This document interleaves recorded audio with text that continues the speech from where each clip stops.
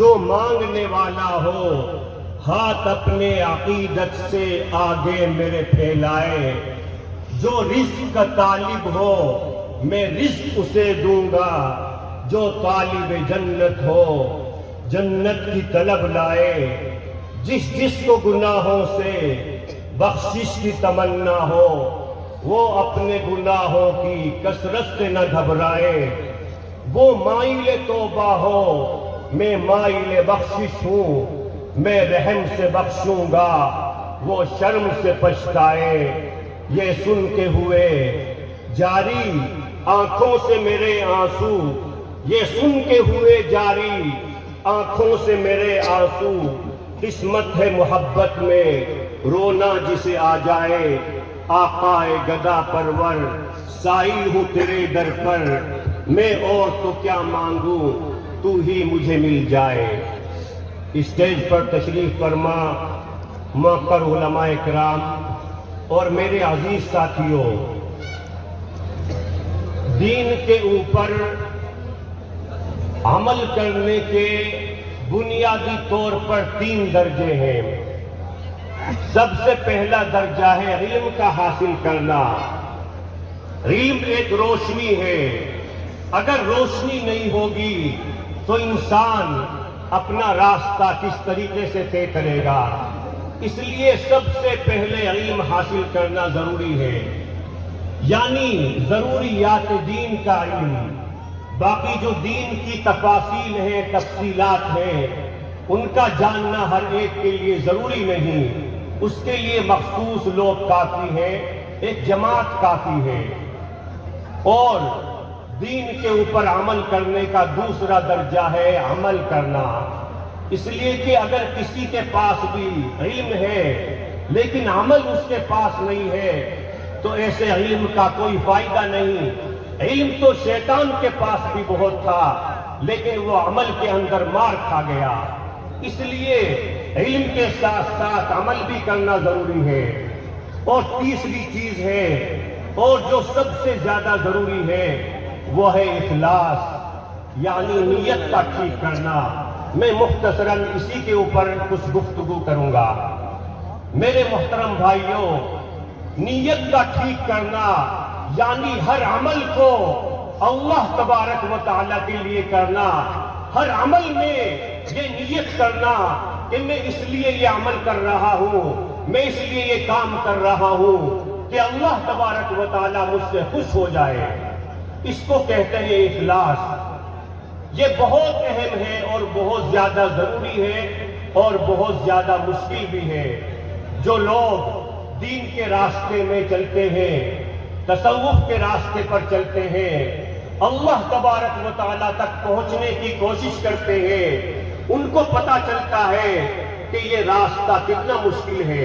اسی لیے نبی کریم صلی اللہ علیہ وسلم نے ارشاد فرمایا، انما الاعمال بالنیات، actions are governed by intentions, یعنی اعمال کا دار و مدار نیتوں پر ہے۔ اگر آدمی چھوٹا بھی عمل کرتا ہے لیکن اس کی نیت خالص ہوتی ہے تو اللہ تبارک و تعالیٰ اس کے اوپر بہت بڑا اجر و ثواب عطا فرماتے ہیں۔ اور اگر آدمی بڑے سے بڑا عمل کرے لیکن اس کی نیت ٹھیک نہ ہو، دکھانا اس کا منشا ہو، تو اللہ تبارک و تعالیٰ ایسے اعمال کو ایسے لوگوں کے منہ پر مار دیتے ہیں۔ اللہ ہم سب کی حفاظت فرمائے۔ میرے محترم بھائیوں، وقت بہت مختصر ہے۔ اخلاص کس چیز کا نام ہے میں آپ کو مختصراً 2-3 واقعات کی روشنی میں بتانا چاہوں گا۔ اخلاص کے باب میں حضرت علی کرم اللہ وجہہ کا واقعہ ماسٹر پیس ہے، شاہکار ہے کہ ایک مرتبہ حضرت جنگ کر رہے تھے، ایک کافر کو حضرت نے پٹخ دیا اور اس کے سینے کے اوپر چڑھ کر کے بیٹھ گئے اور ارادہ کیا کہ اس کو اپنی تلوار سے قتل کر دیں، لیکن اس آدمی نے دیکھا کہ اب حضرت کے اوپر میرا بس نہیں چل سکتا، چنانچہ اس نے حضرت کے اوپر تھوک دیا۔ اگر ہم جیسا کوئی آدمی ہوتا تو اور غصہ آ جاتا اور اس کے 10 ٹکڑے کرتا، لیکن وہ حضرت علی تھے، وہ صحابہ کرام تھے، وہ جانتے تھے کہ ہر عمل جو اللہ تبارک و تعالیٰ کے لیے ہوتا ہے وہی اللہ تبارک و تعالیٰ کے یہاں مقبول ہوتا ہے۔ جب اس نے حضرت کے اوپر تھوک دیا تو حضرت جو ہے اس کے سینے کے اوپر سے نیچے اتر گئے اور ایک طرف ہو گئے۔ اس آدمی کو بڑا تعجب ہوا اور اس نے پوچھا کہ حضرت آپ نے تو میں نے تو آپ کے اوپر تھوک دیا تھا اور آپ نے مجھے چھوڑ دیا۔ تو حضرت نے ارشاد فرمایا کہ اصل میں جو تجھے قتل کر رہا تھا وہ اللہ کے لیے کر رہا تھا۔ جب تم نے میرے اوپر تھوک دیا تو اب میرا نفس بھی اس میں شامل ہو گیا، مجھے غصہ آ گیا، اس لیے اگر میں اب بھی تجھے قتل کرتا تو یہ خالص اللہ کے لیے نہیں ہوتا، اس لیے میں نے تجھے چھوڑ دیا۔ یہ بات سن کر کے میرے محترم بھائیوں، اسی لیے جو مخلص ہوتا ہے اللہ تبارک و تعالیٰ اس کے ہر کام میں مدد کرتا ہے، اس کے کسی کام کو ادھورا نہیں چھوڑتا۔ چنانچہ اس نے کہا کہ اگر ایسی بات ہے، آپ لوگ ایسے ہوتے ہیں، اسلام ایسا ہوتا ہے، مسلمان ایسے ہوتے ہیں، تو میں اسی وقت کلمہ پڑھ کر کے مسلمان ہوتا ہوں۔ چنانچہ وہ کلمہ پڑھ کر کے مسلمان ہو گیا۔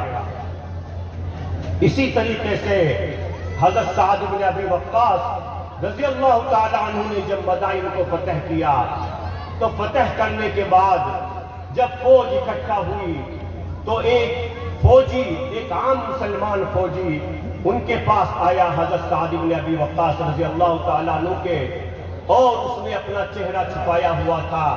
اس نے ایک چیز رومال کے اندر رکھی ہوئی تھی۔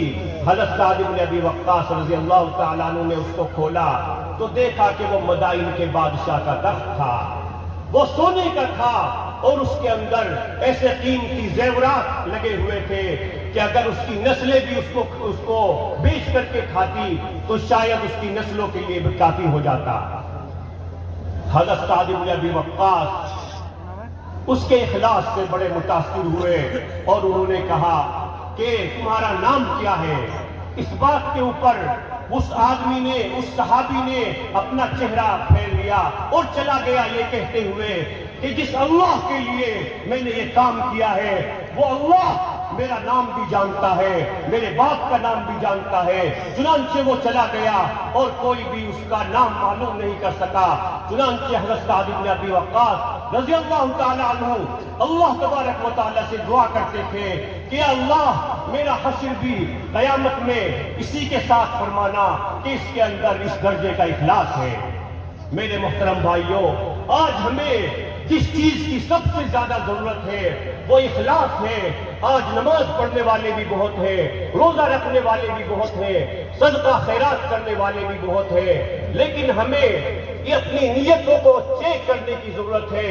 اللہ تبارک و تعالیٰ کے یہاں 7 کوالٹی کنٹرول ڈپارٹمنٹ بنے ہوئے ہیں کہ جو اللہ تبارک و تعالیٰ کے حکم سے اخلاص کی چیکنگ کرتے ہیں، اور ان 7 چیک پوسٹ کے بعد خود اللہ تبارک و تعالیٰ دیکھتے ہیں اگر عمل اللہ کے لیے ہوتا ہے تو اللہ تبارک و تعالیٰ اس کو قبول فرماتے ہیں، ورنہ ریجیکٹ کر دیتے ہیں۔